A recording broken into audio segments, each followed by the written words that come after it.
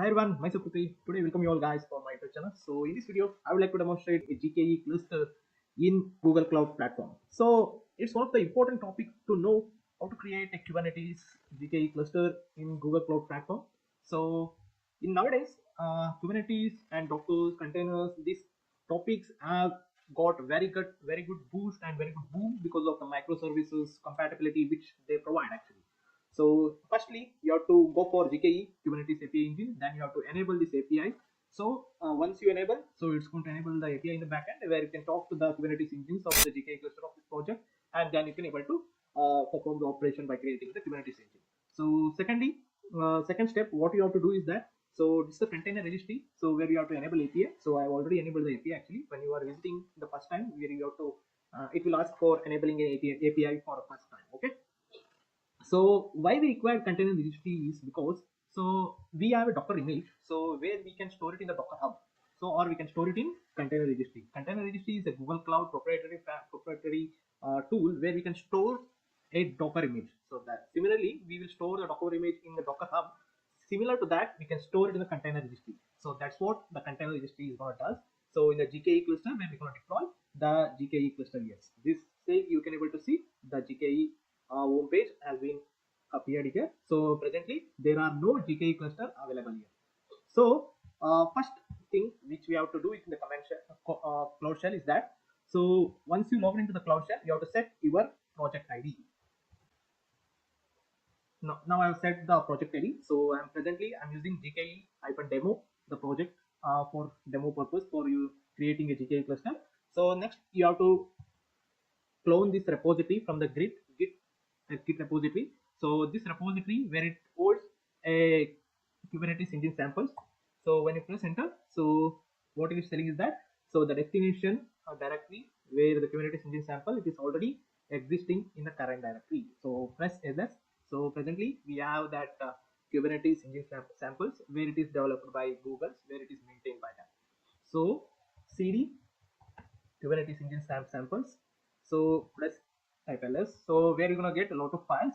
So presently we are deploying Aloha. So this is the first step. Whenever any person who is going to work in any resources like Compute Engine or in the GKE Kubernetes engine, they are going to deploy this Aloha app. This is the first step they are going to deploy it. So for the practicality and understanding purpose, when type ls, these are the files which is available in that. So where you can able to see the Docker file. So this is the main file where it will be there actually. So once you are cloned this repository, once you are in the directory, where you have to build a Docker image out of the Docker file. So when you see what is there in the Docker file, so where you can see you have some Docker file where it is running that follow app actually, and in the way in the operator OS like a Debian 11. So that's what it is telling. So if you want to know how to write a Docker file and all, I'll be doing a separate video for writing a Docker file. This is not the video for to explain how to write a Docker file. So after seeing the Docker file, we have to build the Docker file. How to build the Docker file? Docker. So this is the command to build the Docker file actually. So build the Docker image. So build the tag. -t means the tag. So this is the path where we are giving. This is the project ID. Dev shell project ID. It's automatically fetch the project ID, and this is the name which we are giving. You press enter. So it's going to start building that Docker image actually. Now it's downloading. It's going to take a few seconds. So now the Docker image has built actually. So you can paste this command for to configure the Docker to get that credentials actually.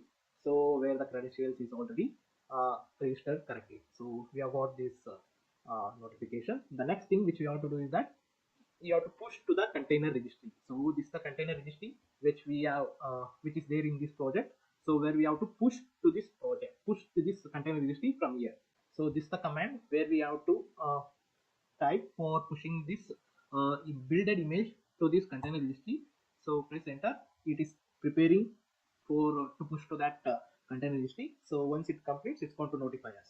So now the image is pushed to the container registry, and if you want to run the container, the what you have created, the image, you have to type this command docker run remove. Once we exit out of it, the port number is 8080 and the port number is 8080. So this is the path of that image. So type enter. So it's going to start listening to the port number 8080. So in the cloud shell you can go for web preview here. So once you go for preview on port 8080, so now it is going to appear the hello world page here actually. So see, the hello world page has been appeared and the version is appeared. So once you click on web preview, so you're going to get the serving the request and the request has been served. So this is the message you're going to get it. So once you come out of this container, so it's going to go out, the container will be dropped off. If you can search for Docker images, you can see the images what we have created. So this is the image what we have created, and this is the base image which we have created. So you can able to see this is created 3 minutes ago. So next we have to create a GKE cluster actually. So this is the command which for creating a GKE clusters, gcloud container cluster, create this the name of the GKE cluster and the number of nodes you want to create. So this is the zone you are creating. If you are creating the regional level, so what happens is that when you create in the regional level, it's going to, for high availability purpose, if you're going to type for 2, it's going to create a 6 actually. For the availability purpose, it's going to create 6. So once you enter this, sorry for that, it's because the zone which I have entered was wrong, that's the reason. So now it is the DK cluster is started creating. It's going to take around 3 to 4 minutes to appear. Till then, I'll pause this video. So now the GKE cluster is created. So this is the GKE cluster which is created actually. So the next thing what we have to do is that, so let us verify this by gcloud compute instances list. So it's going to give the how many compute instances got created. These are the GKE clusters actually. So these are the GKE clusters which has been created actually.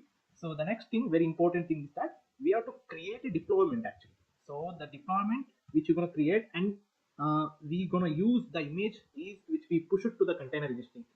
This is the command for kubectl create a deployment. The name of the deployment is hello app hyphen the image name, the image path which we have given is the which we have created in the previous. So once you enter, it's going to start creating the deployments. So we have got the output, the deployment is created. So once the deployment is created, so we want to verify it. To verify, the command kubectl get pods. So this is the command for to see how many pods are created. So for an example, we want to scale this deployment. So if you want to scale this deployment, so this is the command which is going to scale the deployment to 3 replicas. So presently we have a 1 pod. So this is the command which is going to rise it for the next level for 3 pods actually. Once you enter it, so it is scaled actually. Once you again enter the kubectl get pods, so you can able to see the 3 pods. So the important thing where you can verify is you can also verify the kubectl get deployments actually. Cube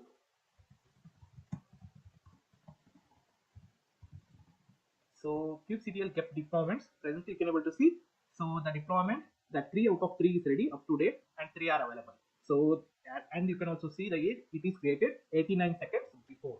So the next thing is that you have to expose this deployment to the outside world. For that you have to create a load balancer. So this is the command for creating a load balancer. kubectl expose the deployment hello app.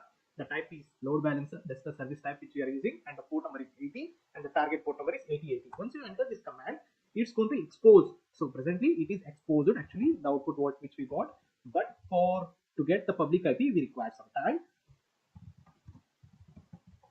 So this is the command to get what are the services created. So presently you can able to see. So the external IP is given as pending. So still we have not got the external IP, but the load balancer is created. It is going to take time to provision actually.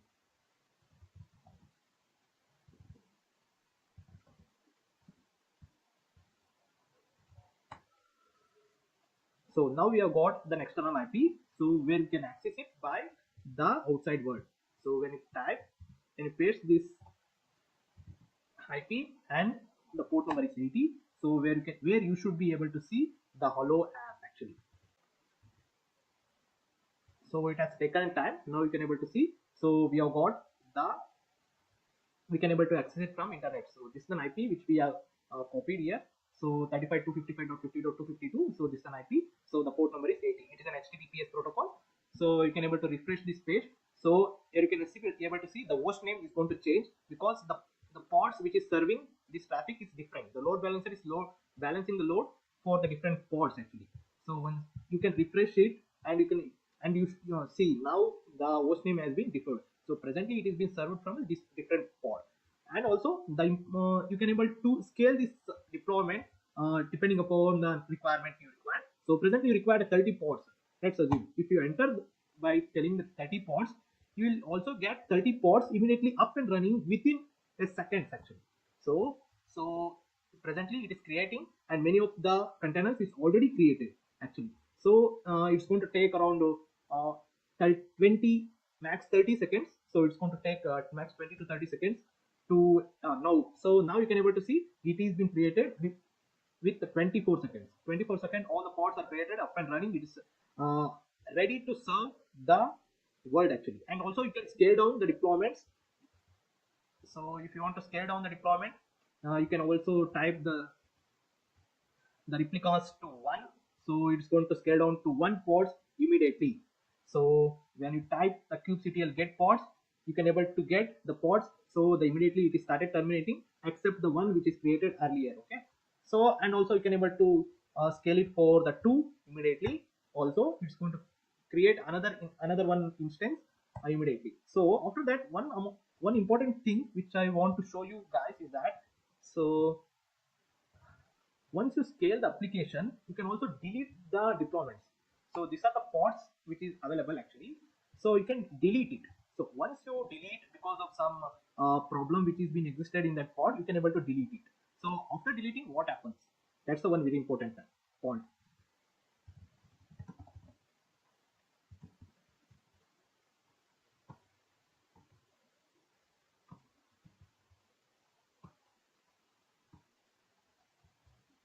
So this is the pod ID which we are deleting actually. This is the pod. So once you enter, so it started deleting the deployment. So please, the pod ID is different actually. So once you enter the kubectl pods, so please, the important point here to note is that, so the container which we deleted, it is being replaced by the different container actually. So this is the different pods which has been replaced actually. So and also you can try it again. And if you what why this happens is that once you deploy it inside the deployment, once the deployment is there in the pod, so you're going to have that kind of a privilege, or you can able to have that freedom of delete. Even there is a wrong or any deletion in the pod, it is automatically replaced within few seconds, and it is up and running to serve the world. This is how you can able to deploy a Kubernetes engine and play around with the Kubernetes engine in GCP. So this is all about this video, guys. I think this video has given a lot of information, lot of good visibility in terms of how to create a GKE cluster, and you can also verify in the GKE cluster homepage also. So this is the GKE cluster which we have created, and the deployment is all have, and it is serving in the load balancer which we have deployed. So these are the nodes which is serving presently. These are the 2 nodes, so which is deployed in the US Central 1 region. So this is all about this video, guys. In the next video, I'll be showcasing or giving a demo related to an autopilot mode. What does an autopilot mode is gonna do in GKE? So where this is the standard way of creating a GKE cluster in GCP, and there is an autopilot mode which is a special uh, type of features which is there in the GKE for the purpose of managing and scaling the application, which has been fully taken care by the GCP. So the next video I'm talking about and I'm demonstrating about that video. Thank you all, guys. Keep supporting. Do like and subscribe to my channel for the very good useful content related to GCP and for the other related Terraform, Ansible, and that kind of a stuff also. Thank you all. Bye bye.